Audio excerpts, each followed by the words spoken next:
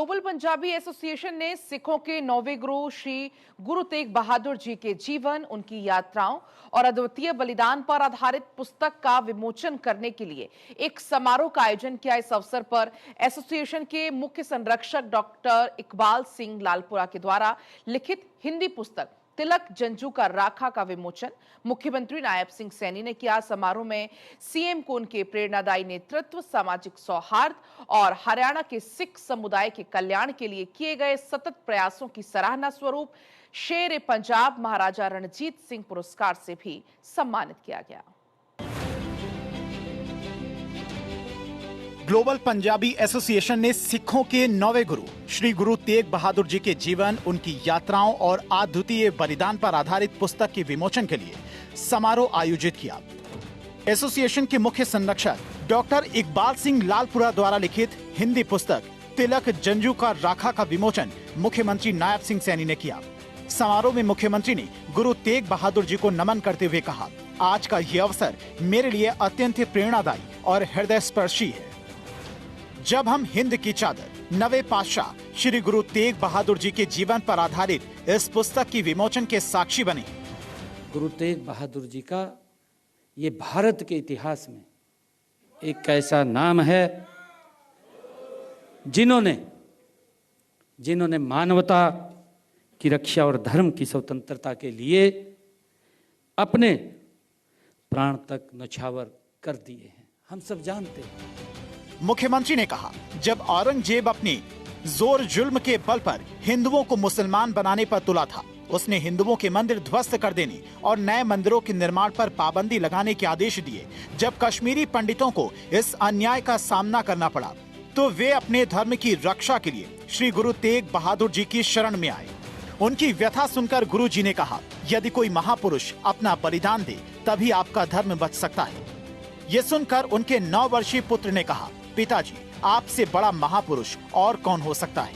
आप अपना बलिदान क्यों नहीं देते?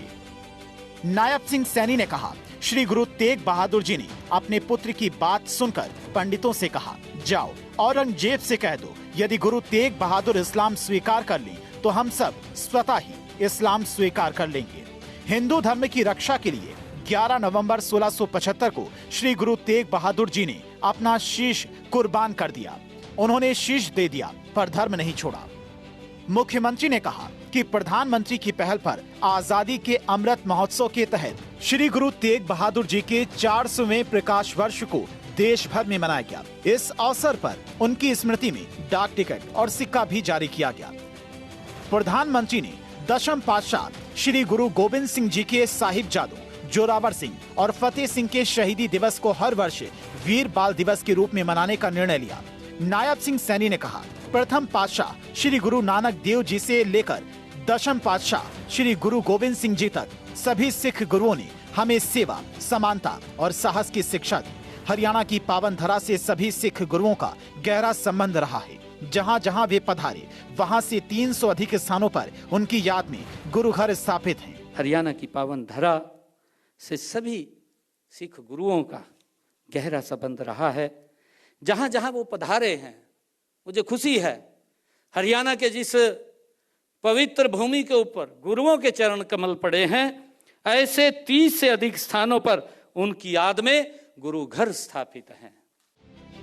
मुख्यमंत्री ने कहा, हरियाणा में भी श्री गुरु नानक देव जी का 550वां प्रकाश पर्व और श्री गुरु गोविंद सिंह जी का 350वां प्रकाश पर्व भव्य तरीके से मनाया गया। हर कदम पर हमारी डबल इंजन सरकार ने श्रद्धा और सम्मान के साथ पहल की। उन्होंने कहा कि दिसंबर 2022 में हरियाणा के सिख गुरुद्वारा प्रबंधन समिति की स्थापना की गई, जिससे सिख समुदाय को लंबे समय से चली आ रही मांगों का समाधान मिला और उन्हें स्वायत्तता प्राप्त हुई। मित्रों, आप जानते हैं कि दिसंबर 2022 में हमने हरियाणा में सिख गुरुद्वारा प्रबंधक समिति की हमने स्थापना की।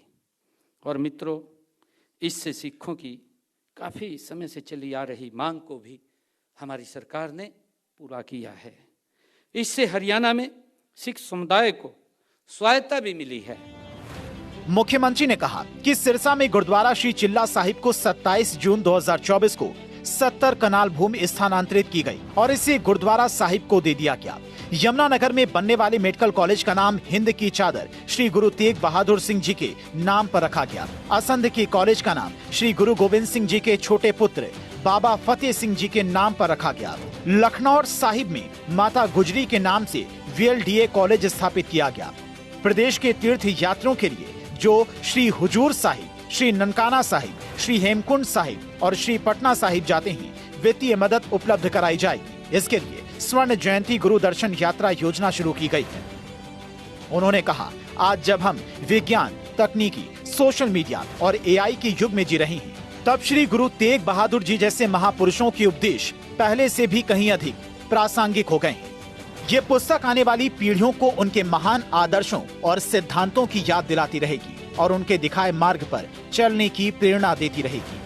चंडीगढ़ से डॉक्टर थानेश्वर शर्मा की रिपोर्ट, भारत 24।